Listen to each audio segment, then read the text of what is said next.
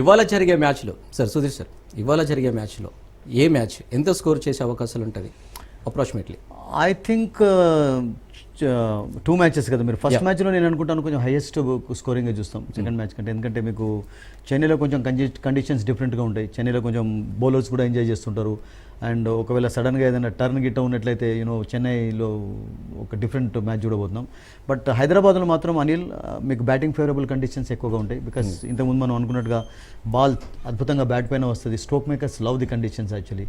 And I think we are going to see huge scoring matches, no doubt about it. మరోవైపు ఇప్పుడు Rajasthan Royal Challengers bowling ఎలా ఉండబోతుంది sir?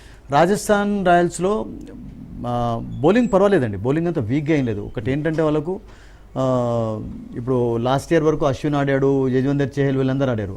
And అతని ప్లేస్లో కొంచెం రిప్లేస్మెంట్లో మీకు హసనంగా రావడం, తీక్షణ రావడం వీళ్ళిద్దరు కొంచెం ప్లస్ పాయింట్ అవుతుంది వాళ్ళకి. ఎందుకంటే ఇద్దరు ఆడకపోవచ్చు. ఎందుకంటే వాళ్ళకు నూరు కూడా ఉన్నాడు, ఒక పేసర్ కూడా కావాలి. అండ్ హిట్మెన్ లైన్లో బ్యాటింగ్ ఆడిపిస్తారు. అండ్ అలాగే జోఫ్రా ఆర్చర్ ఆడాల్సిందే, ఎందుకంటే ఆర్చర్ కూడా ఇప్పుడు ఫిట్గా ఉన్నాడు, ఎటువంటి సమస్యలు లేవు అతనికి. అండ్ సందీప్ శర్మ అండ్ తుషార్ దేశ్పాండే ఈ ఇద్దరు రోల్ కూడా కీలకంగా ఉండాలి. తుషార్లో కూడా చాలా మెచ్యూరిటీ కనబడింది. మీరు ఫస్ట్ సీజన్లో అతడు ఈ ప్లేడ్ ఫర్ చెన్నైలో ఆడుతున్నప్పుడు నిజంగా అనిల్ అసలు యాక్చువల్గా ఫస్ట్ కపుల్ ఆఫ్ మ్యాచెస్లో రన్స్ ఎక్కువగా ఇచ్చాడు. ఆ తర్వాత ధోని ఎంత ఎంకరేజ్ చేశాడంటే, ధోనిలో ఉన్నటువంటి బ్యూటీ ఏంటంటే ఎటువంటి రా మెటీరియల్ అయినా కానీ ఒక అద్భుతమైనటువంటి దానిగా తయారు చేస్తుంటాడు. అందులో నిజంగా తుషార్ దేశ్పాండే ఒక మంచి బౌలర్గా తయారు కావడానికి ఫుల్ మార్క్స్ ధోనికి ఇవ్వాల్సిందే. అండ్ ఈరోజు తుషార్ దేశ్పాండే ఒక డిఫరెంట్ బౌలర్గా ఉన్నాడు. అండ్ స్టార్టింగ్లో ఒక డిఫరెంట్ తుషార్ దేశ్పాండేని చూసాం. సందీప్ శర్మ విషయం మనం ఎంత చెప్తే తక్కువని. బికాస్ అతడు రిథమ్తో బౌలింగ్ చేస్తున్నప్పుడు స్లో డెలివరీస్ చక్కగా వేస్తుంటాడు. తర్వాత పవర్ ప్లేలో వికెట్స్ తీసే కెపాసిటీ ఉంది. And Hasaranga I think is it his third franchise, maybe is third. ఎందుకంటే ఫస్ట్ రాయల్ ఛాలెంజర్స్కి ఆడాడు బెంగళూరుకు, ఆ తర్వాత సన్ రైజర్స్ హైదరాబాద్కి ఆడాడు. అండ్ ఇప్పుడు ఈ సంవత్సరం రాజస్థాన్ రాయల్స్కి ఆడుతున్నాడు. Hasaranga is wicket taking bowler అండి.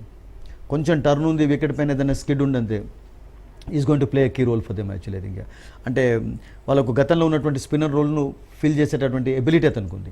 అండ్ ఏదైనా ఫర్ ఎగ్జాంపుల్ కండిషన్స్ స్పిన్ అంత ఉండదు. హైదరాబాద్లో అంత ఛాన్స్ ఎందుకు తీసుకోరంటే హైదరాబాద్లో స్పిన్నర్స్కి ఎక్కువగా మీకు అవకాశం ఉండదు. బాల్ ఎక్కువ టర్న్ కాదు, తర్వాత అంత కలకత్తాలో అయినట్టుగా స్కిడ్ కాదు, చెన్నైలో అయినటువంటి టర్న్ ఉండదు. సో ఇక్కడ కొంచెం పేసర్స్ బౌన్స్ ఉంటుంది కనుక enjoy the conditions actually. Ball అప్పుడప్పుడు మూవ్ అవుతుంటుంది.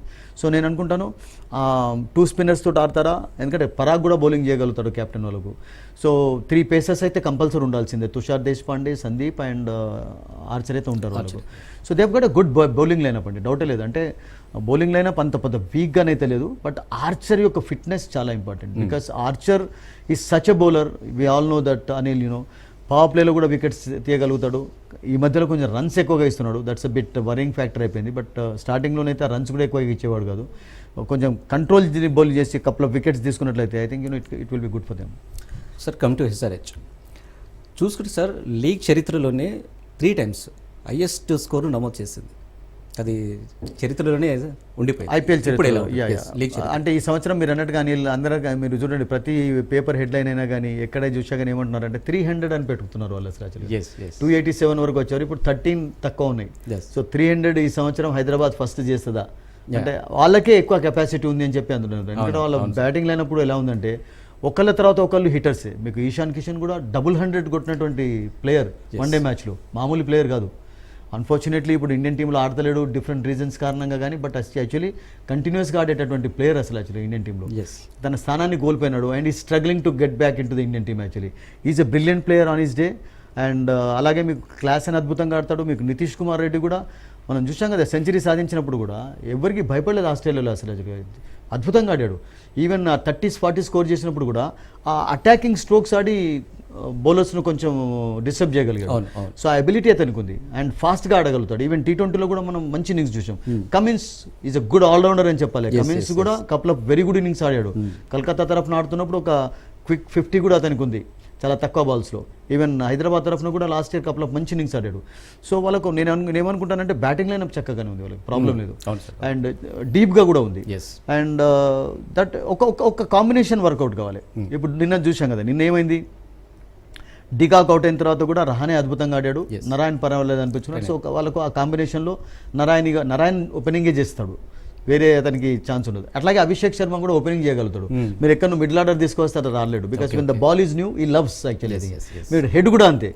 సో క్లాసన్ కావలిస్తే మీకు ఫస్ట్ డౌన్ ఆడించవచ్చు, సెకండ్ డౌన్ ఆడించవచ్చు, థర్డ్ డౌన్ ఆడించవచ్చు.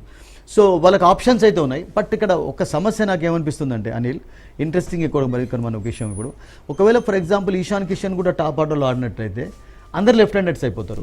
సో అక్కడ ఏదైనా కొంచెం వెరైటీ కొరకు టాప్ ఆర్డర్లో ఎవరైనా రైట్ హ్యాండ్ తీసుకొని వస్తారా? We have to wait and see that. ఎందుకంటే వాళ్ళకి అక్కడ టాప్ ఆర్డర్లో ఒక రైట్ హ్యాండెడ్ కూడా కావాలి. సో క్లాసన్ ఎందుకంటే ఒక మంచి స్టార్ట్ వచ్చింది అనుకోండి, మంచి స్టార్ట్ వచ్చిన తర్వాత you can play anybody any place actually think. So నిన్న ఆ ప్రాబ్లం మనకు కలకత్తాలో కూడా కనబడింది. కలకత్తాలో కూడా చాలామంది లెఫ్ట్ హ్యాండెడ్స్ ఉన్నారు. సో రహాన్ ఎందుకు వచ్చాడంటే రైట్ లెఫ్ట్ కాంబినేషన్ అనేది కొంచెం బౌలర్స్ని డిస్టర్బ్ చేస్తుంది, ఫీల్డర్స్ని డిస్టర్బ్ చేస్తుంది. So batting lineup is excellent అండి. సో మీరు అన్నట్టుగా లాస్ట్ ఇయర్ అయితే 200+ స్కోర్స్ ఎక్కువగా చేయడం చూసాం. దట్ 287 టోర్నమెంట్ చరిత్రలో highest in Bengaluru actually. And అంతకంటే ఎక్కువ కూడా ఎక్స్పెక్ట్ చేయొచ్చు. 300 అనేది ఏదైతే వాళ్ళు మార్క్ పెట్టుకున్నారో, ఎందుకంటే దాని ఇన్స్పిరేషన్ తోటే ఇండియా కూడా T20లో 290 స్కోర్ చేయగలిగింది. రియల్గా చెప్పాలంటే అదే మెయిన్ ఇన్స్పిరేషన్ అయిపోయింది. So we can definitely expect అండి, అంటే ఒక బిగ్ స్కోర్స్. అండ్ దట్ హైదరాబాద్లో ఫస్ట్ మ్యాచ్ జరుగుతుంది కనుక ఒక బిగ్ స్కోరింగ్ మ్యాచ్ తోటే స్టార్ట్ అవుతుంది, నో డౌట్. మీరు చెప్పినట్టు సార్ ఇంకోటి Abhishek Sharma and Travis head ఇద్దరి పార్ట్నర్షిప్ ఓపెనింగ్ అనేది బాగానే ఉంటుందని ఆశిస్తాం. ఎంతవరకు వాళ్ళు స్కోర్ చేసుకోవచ్చు? ఇద్దరిలో ఎవరైనా ఒకటి సెట్ సరిపోతుందండి. ఇద్దరు ప్రతిసారి ఆడాలని రూల్ ఏం లేదు.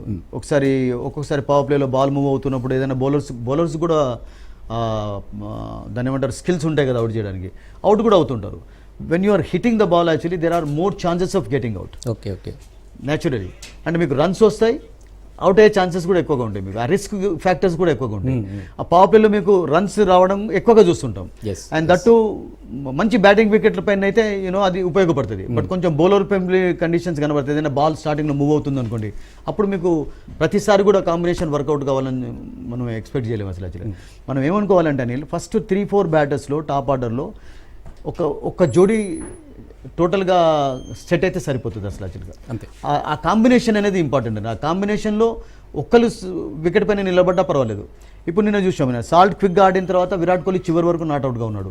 సో అట్లాగే ఇప్పుడు అభిషేక్ హెడ్ లోపల అభిషేక్ ఫాస్ట్గా, ఇద్దరు కూడా ఫాస్ట్గా ఆడే ప్లేయర్లే. You can't control them actually when they are on song actually. When they get going వాళ్ళని కంట్రోల్ చేయడం చాలా కష్టం. సో మేబీ సిచ్యువేషన్కు తగ్గట్టుగా ఒకళ్ళు ఆడి కొంచెం మంచి పార్ట్నర్షిప్స్ నమోదు చేసినట్లయితే, ఎందుకంటే ఫస్ట్ మ్యాచ్లో మీరు అన్నట్టుగా ఒక బిగ్ పార్ట్నర్షిప్ ఫస్ట్ వికెట్కి వాళ్ళు కొంచెం నమోదు చేసినట్లయితే that can definitely give them lot of confidence in the coming matches.